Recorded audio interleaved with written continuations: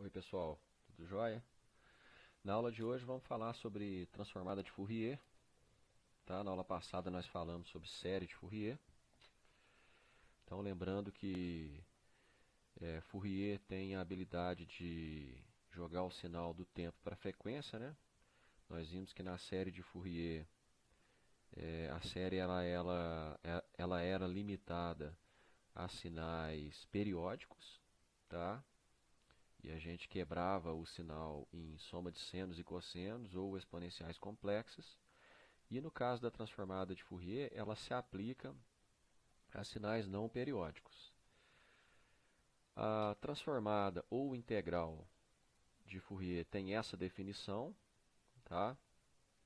Então reparem que o sinal resultante ele é um sinal complexo, a notação é x maiúsculo, e ele é no domínio da frequência de ômega, tá vendo? A integral de menos infinito a infinito do sinal que eu estou transformando, vezes e elevado a menos j ômega t dt. Esse resultado a gente chama de espectro de x de t. Como ele é complexo, se a gente fizer um módulo dele, a gente tem a magnitude, e se a gente fizer a fase, a gente tem a fase do sinal. Muito útil em processamento de sinais. Tá? E a transformada inversa de Fourier é também realizada por uma integral, só que a exponencial aqui ela é positiva. Tem esse termo dividindo por 2π, tá? Então não é difícil de ser calculado. A transformada de Fourier também tem as condições de convergência, assim como a série, né? O sinal ele tem que ser absolutamente integrável, possuir um número finito de máximos e mínimos e possuir um número finito de descontinuidades. Exatamente como na série de Fourier. Aqui tem um exemplo de um sinal exponencial. Nós vamos calcular a transformada de Fourier dele. Reparem que ele é um sinal causal, né? Ele inicia em zero e vai para a direita, é uma exponencial. Se ela é crescente ou não depende do valor dessa constante A. E aí quando nós jogamos na fórmula, o resultado dessa integral, ela dá isso daqui. Só que a integral ela não vai convergir se o A for menor ou igual a zero. Ela vai explodir para mais infinito. Então, nesse caso, o A tem que ser maior do que zero. Senão não existe transformada de Fourier. Tá? Então, o resultado é esse. Resolvam em casa depois a integral, né? É simples. Reparem que é um número complexo, porque ele tem parte real e ele tem parte imaginária. Tá? Então ele tem módulo e tem fase.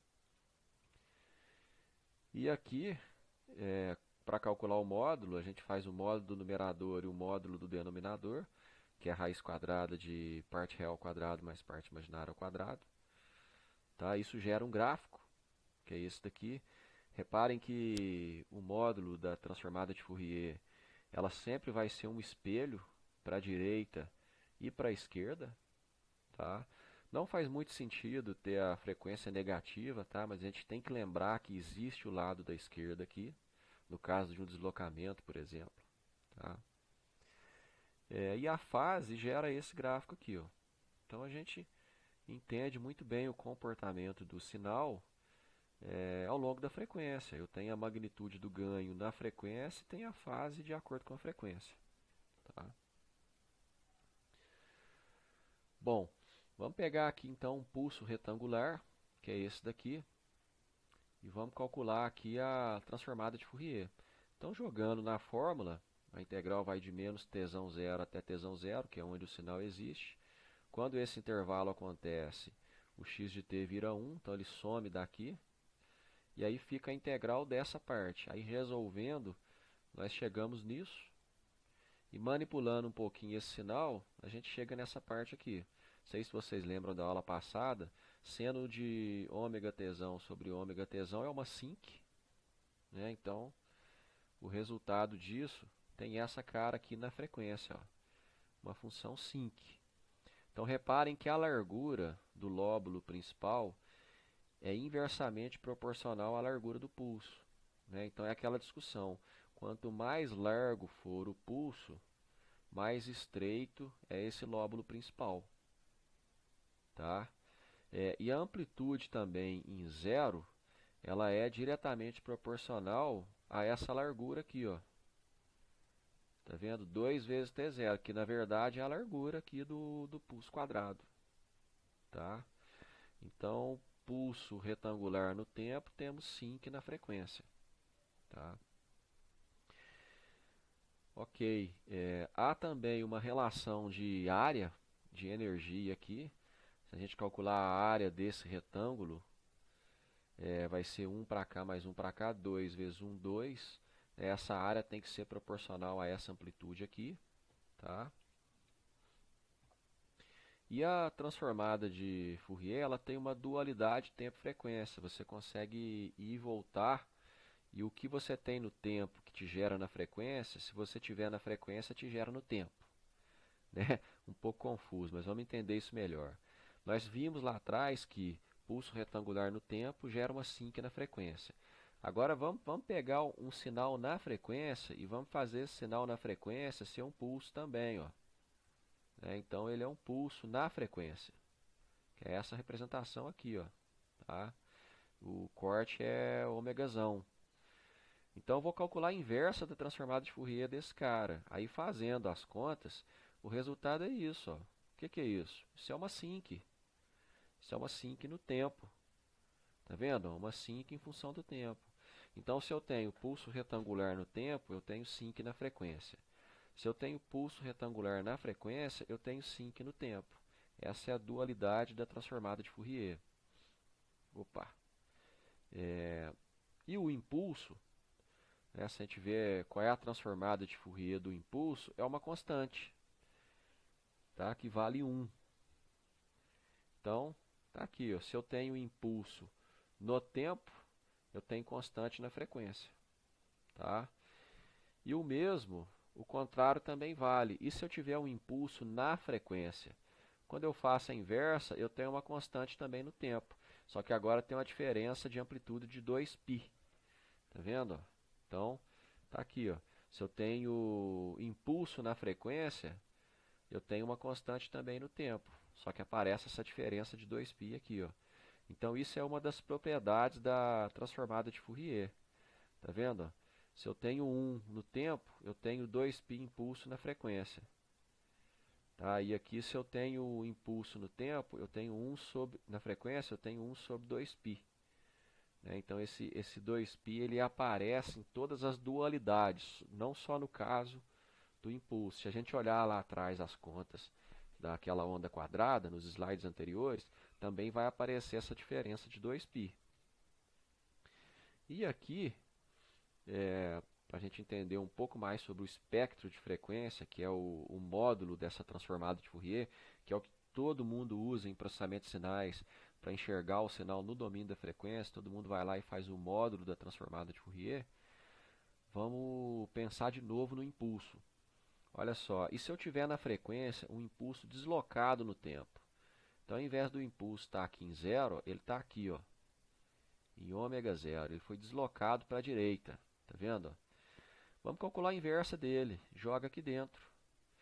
Então, o impulso ele é um sinal que ele só existe em 0. Então, para esse termo aqui não ser 0, esse ômega aqui tem que ser ômega 0. Se esse ômega for ômega 0, esse termo aqui vira uma constante e sai da transformada. E isso aqui vira 1. Então, o resultado é isso. Ó. Pronto, está aqui. Isso gera uma propriedade. Qual que é a propriedade? Deslocamento na frequência implica em multiplicação por exponencial no tempo. Só que o 2π aparece aqui, ó. Tá vendo? Então desloquei na frequência, multipliquei por exponencial no tempo. Tá? Então, vejam bem, se eu expandir isso, imagina que eu quero generalizar, então vamos generalizar para uma combinação de exponenciais, Não sei se vocês vão recordar, isso aqui é a série de Fourier. Então eu vou fazer a transformada de Fourier da série de Fourier. O que vai acontecer? Vai aparecer um 2π aqui, e aonde está a exponencial, vai aparecer o impulso deslocado. Tá vendo? Então vai aparecer aqui, ó, o impulso deslocado. Isso aqui, se a gente expandir, reparem que o K ele passa por menos 1 e passa por mais 1. Então, por exemplo, se eu tenho um sinal no tempo que o K vale 1, quando ele vale 1, eu estou me referindo ao primeiro componente, pensando em série de Fourier. Imagina lá 60 Hz. Então, o espectro de 60, quando eu faço a transformada dele, ele vai ter um mais 60 e um menos 60, porque o K vai valer mais 1 e vai valer menos 1. Então, esse 60 Hz, ele vai ser um pulso em mais 60 e um pulso em menos 60. Então, ele é sempre um espelho, e ele é um espelho por causa dessa equação, por causa da transformada de Fourier da série de Fourier. Tá? Então, toda vez que eu tenho um seno ou cosseno, o espectro dele é sempre um pulso. Por quê? Porque veja bem que situação mais lógica.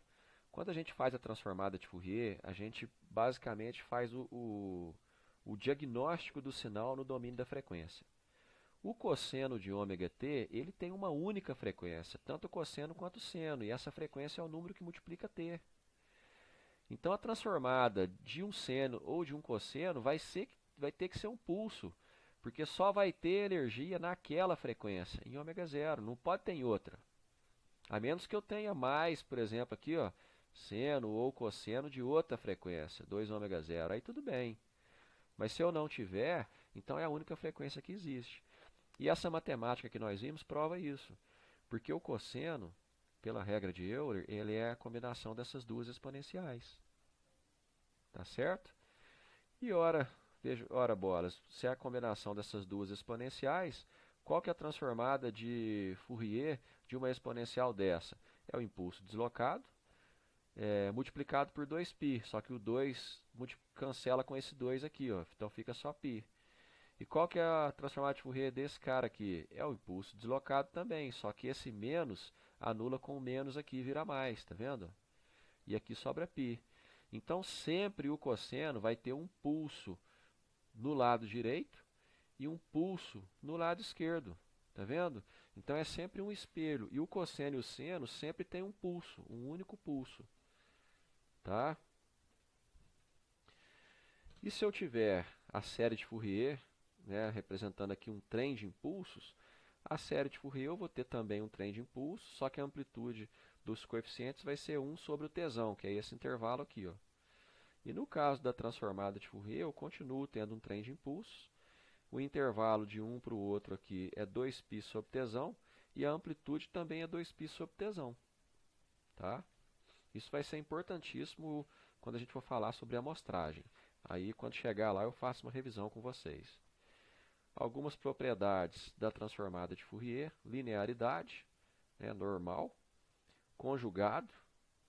Tá? O conjugado, se o sinal x de t já for um sinal complexo, o conjugado dele vai dar o conjugado na frequência, só que invertido. Se ele for real, a inversão não acontece. Tá? A dualidade, nós já vimos ali atrás, né? Quando acontece a dualidade, nós chamamos a atenção que aparece o 2π. Né? Então, se eu tenho no tempo, eu tenho isso na frequência. Se eu tiver isso daqui no tempo, eu vou ter isso daqui na frequência. Só que o que vai acontecer? Vai aparecer o 2π aqui e vai acontecer a inversão também. Tá? Então, aqui, ó, se eu tenho onda quadrada no tempo, eu tenho sinc na frequência. Se eu tiver sinc no tempo, eu tenho onda quadrada na frequência. Só que vai aparecer a inversão, tá vendo? Aparece a inversão aqui. Só que como tanto a sinc quanto a onda quadrada elas são simétricas, você invertê-las não dá para visualmente ver o impacto disso, porque elas continuam sendo as mesmas. Então, só resumindo, pulso contínuo em T, sinc na frequência. Pulso contínuo na frequência, sinc no tempo. Né? Constante na frequência, impulso no tempo. Constante no tempo, impulso na frequência. Dualidade. Aqui, ó, a representação em forma de gráfico. Aqui outra, aí nessa outra dá para a gente ver a questão da inversão, tá vendo? Tenho esse sinal no tempo, gero esse na frequência. Tá? Observem questão de área aqui também, né, de amplitude. Agora, se eu tiver esse no tempo, eu vou ter esse na frequência, e aí teve a inversão. Tá vendo? O sinal foi invertido. Tá bom? E apareceu o 2π aqui, ó. Beleza. Compressão e expansão. Isso pode ser problemático. Depois eu vou mostrar por quê daqui a pouco. Se eu tenho essa onda comprimida no tempo, eu vou expandindo a frequência, impacta na largura do lóbulo principal da SYNC. Se eu expando no tempo, eu vou comprimir na frequência, vai impactar aqui na largura, né? Beleza. E o deslocamento no tempo? O que que acontece? Se eu desloco no tempo, eu multiplico na frequência por uma exponencial complexa, tá? E o deslocamento na frequência? Esse é bem legal. Olha só, se eu tiver esse sinal e deslocá-lo na frequência, eu multiplico no tempo por uma exponencial. Essa propriedade tem uma super aplicação em telecomunicações, que é a questão da modulação em frequência. O que que é isso? Imagina que eu quero transmitir um sinal, que é esse aqui, ó. Quero transmitir esse sinal e ele tem essa faixa de frequência. Ó. O espectro dele vai de menos ômega até ômega. Né? Como é que eu faço isso? Como é que eu transmito ele, sendo que nessa mesma faixa de frequência já tem algum sinal sendo transmitido? Se eu fizer essa transmissão, vai haver interferência, é igual ondas de rádio, né? Imagina você projetar um canal de rádio numa frequência que já existe. As duas ondas vão se misturar e nós não vamos entender nada, vira bagunça. Então o que que a gente faz nesse caso? A gente modula o sinal. O que que é modular o sinal? Você joga ele para uma faixa de frequência diferente, antes dele ser transmitido, transmite. Quando ele chega no receptor, a gente faz a demodulação, que é voltar ele para a frequência original, para que ele possa ser ouvido ou lido, né, ou recebido. Então, essa propriedade aqui é perfeita para isso, porque olha só, se eu quero deslocar ele na frequência, eu tenho que multiplicar por uma exponencial, então beleza. O que é uma exponencial complexa? É um seno e um cosseno, brincadeira de criança. Então eu pego o sinal que eu quero transmitir, que é esse daqui, e vou multiplicar ele por um cosseno. Olha que moleza. Então olha só, tenho esse sinal, faço o quê? Multiplico ele por um cosseno. O que é um cosseno? Pela regra de Euler, é meio dessa exponencial mais essa. Está aqui a matemática. Ó. Quando eu tenho isso, na frequência, a transformada de Fourier disso aqui, nós já vimos que é um pulso em ômega zero e um pulso em menos ômega zero. Está aqui, ó, deslocado. Está vendo? Então, esse cara aqui, ó, quando eu fiz essa multiplicação na frequência, ele virou esse. Ó. Então, ele saiu de onde ele estava, que era em cima de zero para menos e mais ômegazão, e deslocou para cá e para cá. Essa largura aqui continua, 2 ômegazão, tá vendo? Essa largura continua. Mas ele está deslocado, eu dupliquei ele. No tempo, quando eu multiplico esse sinal por um cosseno, o resultado é esse. Eu tenho outro sinal, é outra coisa, eu modulei. Aí quando eu recebo, eu divido pelo cosseno, faço a matemática de volta e retorno nisso aqui. Então é uma super aplicação em telecomunicações bem simples, que vem aí da propriedade da transformada de Fourier. Tá certo? Bom, truncagem de sinais, um problema sério em processamento de sinais e uma das maiores limitações da transformada de Fourier. A transformada de Fourier ela foi descoberta há séculos, é um negócio útil pra caramba. Hoje tem uma linha de pesquisa enorme em processamento de sinais, o pessoal tenta a todo custo superar a transformada de Fourier. É claro que se supera as limitações dela, mas não dá para discutir. Ela é simplérrima, resolve muita coisa super útil. É uma das melhores ferramentas de processamento de sinais existentes hoje. Tá? Não se esqueçam disso. E aí, o que é a truncagem de sinais? Veja bem. Na teoria que nós estamos estudando, esse sinal aqui, que é um cosseno, ele é infinito. Ele vai para a esquerda e vai para a direita infinitamente. Então, a transformada de Fourier dele, nós já mostramos na matemática, que é um pulso na frequência do cosseno negativo e um pulso na frequência do cosseno positivo, multiplicado por π. Tá certo? Só que na prática, quando eu vou monitorar esse sinal, Imagina um sinal de tensão. Eu vou lá no poste ou na minha tomada aqui e plugo um medidor, um osciloscópio, né? Eu quero recortar um pedaço do sinal para eu analisar ele depois no MATLAB ou no Python, né? Quando eu faço isso, eu pego um pedaço do sinal. Num dado instante, eu aperto o ON, mando gravar, depois eu paro de gravar, recortei um pedaço. Esse recortar um pedaço na matemática é você basicamente pegar uma onda quadrada com a largura do tempo de recorte que você quer e multiplicar por esse sinal. Quando eu multiplico no tempo, eu convoluo na frequência. Essa é outra propriedade da transformada de Fourier. Então veja bem, se a transformada de Fourier desse senoide é essa, e se a transformada de Fourier de uma onda quadrada é uma sinc, se eu convoluir essa sinc por esse espectro aqui, o que é convolução? É pegar um sinal e passar dentro do outro, ponto a ponto, multiplicando ponto a ponto. Quando eu faço isso, o resultado é isso. Ó. O que eu fiz? Repliquei a sinc.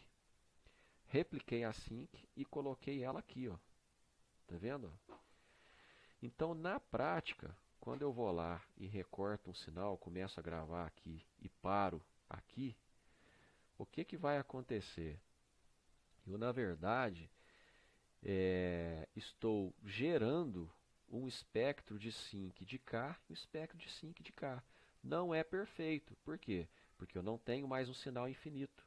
Então, quanto menor é o meu recorte para calcular a transformada de Fourier, mais espalhado vai ser essa sinc aqui e essa sinc aqui. Tá certo? Então, truncagem de sinal é um problema, porque é uma das limitações da transformada de Fourier. Quanto menor é o sinal que eu processo, quanto mais eu trunco ele, mais espalhamento espectral eu gero. Porque olha só, esse sinal aqui ele deveria ter uma frequência em ômega. Quando eu olho para cá, ele tem um pico em ômega, tem um pico aqui e assim por diante.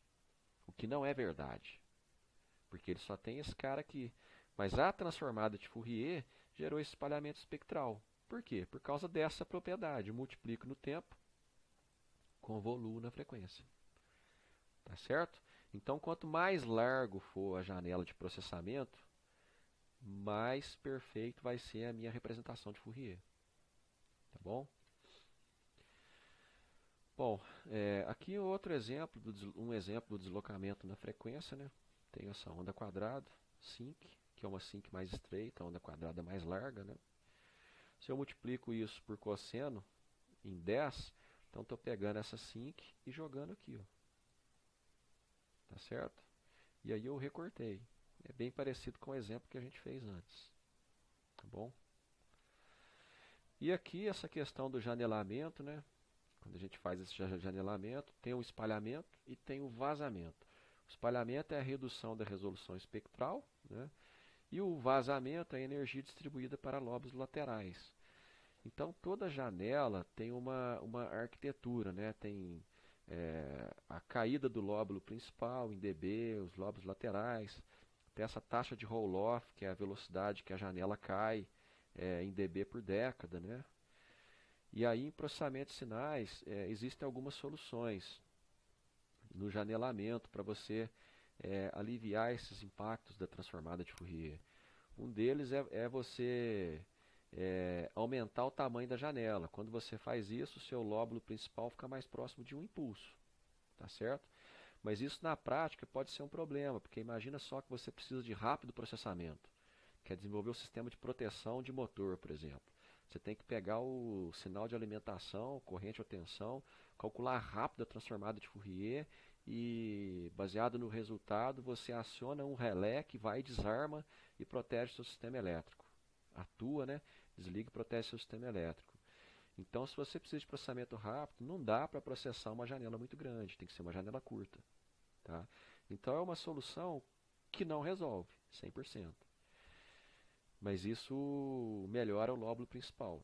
E uma outra solução é você evitar a descontinuidade na função da janela. Por exemplo, o janelamento com onda quadrada tem duas descontinuidades, aqui e aqui, né? Então você pode ter uma janela assim, por exemplo, janela de Hanning, né? Você não tem descontinuidade.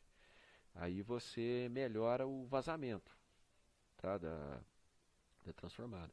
Mas essas duas soluções, elas são incompatíveis, ou você tem uma ou tem outra. As duas ao mesmo tempo não é possível. Então esse ainda é um problema em processamento de sinais. Então existem algumas soluções de anelamento, retangular, Bartlett, Hanning, Ramin, Blackman e a Kaiser, né? Mesmo nome da Kaiser da cerveja, né? E aí cada uma dessas janelas tem uma característica, tem o comprimento do lóbulo principal, está aqui, a taxa roll-off, o nível em dB dos lóbulos laterais, né, o pico dos lóbulos laterais. Então, dependendo da sua aplicação, do que você quer, vale a pena testar algumas janelas alternativas. Tá bom? Outra propriedade da transformada de Fourier é a convolução. Né? Convoluo no tempo, multiplico na frequência, assim como Laplace, assim como transformada Z. Multiplico no tempo, convoluo na frequência, só que divido por 2π. E aí vem aquela teoria que eu expliquei, né? Quando a gente faz o recorte, multiplica no tempo, convolui na frequência, por isso que a gente replica assim que aqui, né? No espectro. Então não fica perfeito, tá? Tem um espalhamento espectral e etc. A propriedade da relação de Parseval, super importante, a energia de um sinal também pode ser calculada pela transformada de Fourier. Basta você pegar o módulo dela ao quadrado e integrar, dividir por 2, você vai ter a energia do sinal. Vale a pena dar uma olhada na tabela de propriedades no livro do Lasch, observar também as semelhanças com a transformada de Laplace. Tá? E aqui tem um exemplo de filtragem, onde é muito útil a transformada de Fourier. Então é muito comum sistemas de aquisição de sinais biomédicos ter vários filtros. Mas antes de você projetar os filtros, você precisa ter uma noção do que tem ali dentro do seu sinal. Né? Imagina um eletroencefalograma. O eletroencefalograma, quando você mede, ele é um ruído. Ele é um ruído e você não enxerga o que está ali. Um sinal de vibração. Né? Coloquei lá um acelerômetro, captei uma vibração mecânica. Né? O negócio é maluco. Então o ser humano não consegue olhar para um transitório ao longo do tempo e inferir alguma característica desse sinal olhando para ele, a menos que ele seja periódico. Né? Então, para isso que serve a transformada de Fourier. Você vai lá, aplica ela, e aí você tem o diagnóstico do sinal no domínio da frequência. E aí, quando você olha para a frequência, aí você tem uma noção melhor. Então, você olha e fala assim, opa, legal. Então, esse sinal tem um componente em 30 Hz, tem uma energia em 20, e que não me interessa, a energia que me interessa está em 100 Hz. Então eu posso passar um filtro passa alta com uma frequência de corte mais ou menos 80 dB, 80 Hz, né? Então eu consigo enxergar essas coisas com a transformada de Fourier e a partir disso projetar o meu filtro. Né? Então aqui tem um exemplo de um eletrocardiograma, né? Quando você posiciona eletrodos no tórax do homem, né? E aí você capta o batimento cardíaco do coração, que é o bombeamento, né, do sangue. Isso é periódico, mas tem ruído no meio. Né? Olha só essa onda, não parece nada com o batimento cardíaco. Então eu preciso filtrar isso. Mas eu não sei o que está aqui. Então só vou saber o que está aqui quando eu fizer a transformada de Fourier disso. Eu quero filtrar esse negócio para chegar nesse nível aqui, ó, né? Então eu vou lá e faço a transformada de Fourier. Quando eu faço a transformada de Fourier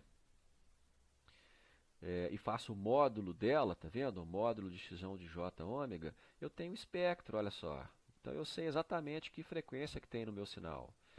Então da teoria de eletrocardiograma, é sabido que interessa dessa frequência até essa, ó. Que aqui é ruído de alta frequência e aqui é ruído de baixa frequência. Então tem que filtrar esse negócio. Então, que tal eu usar um passa-faixa aqui, mais ou menos, ó. Será que resolve? Não sei. Então tem uma solução interessante aqui, ó.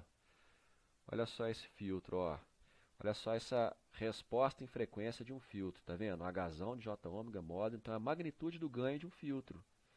E não está em dB, tá vendo? Então a faixa de interesse, que é daqui até aqui, ó, ela entra como sai, ela recebe ganho 1. A baixa frequência está sendo atenuada, a alta frequência está sendo atenuada, e esse negócio aqui, ó, isso é um filtro NOT, isso é um filtro NOT entrando aqui e matando um componente. Que componente é esse? Opa! Olha lá o cara aqui, ó, 60 Hz, tem uma energia enorme aqui dentro. E tem certeza que foi esse sinal que gerou aquela ondulação no batimento cardíaco. Quem é esse cara? É a interferência eletromagnética da rede elétrica. Porque o sistema elétrico é todo transmitido em 60 Hz. Então, por ondas eletromagnéticas, os eletrodos captam essa energia. E como a energia do batimento cardíaco é da ordem de microvolts, qualquer sinalzinho mínimo de interferência já impacta muito. Então tem que tirar esses 60 Hz daqui, né? E aí foi feito aqui, ó. Quais foram as soluções? Tem um filtro NOT, tá vendo? Lembra do zero aqui na frequência? Essa é a frequência de 60, para eliminar esse componente de 60. Esses polos implementam passa baixa, esses polos implementam passa alta. O que sobra é isso, tá certo? Como é o plano S de Laplace, esse é um filtro analógico, que é feito com capacitor, indutor, resistor, amplificador operacional, né, uma placa de circuito impresso, né, eletrônico. Mas eu poderia também captar o sinal e filtrar no MATLAB. Só que aí o meu filtro não vai ser analógico, eu vou ter que usar o domínio Z, porque vai ser um filtro digital, tá certo? E aí esse é o resultado, né? Então, sinal antes da filtragem, sinal após filtragem, espectro do sinal antes da filtragem, espectro após filtragem. Então reparem que atenuou 60 Hz, tá vendo? Não tirou tudo, mas atenuou. Atenuou a baixa frequência, atenuou a alta frequência, manteve-se a frequência de interesse. Tá bom? Muito útil nos equipamentos biomédicos, não só no eletrocardiograma. Beleza. Aqui está um resultado com um zoom, para vocês verem que os 60 Hz gerava essa onda aqui. Aqui ele foi eliminado. Tá? E encerramos por aqui. Na próxima aula vamos falar de amostragem.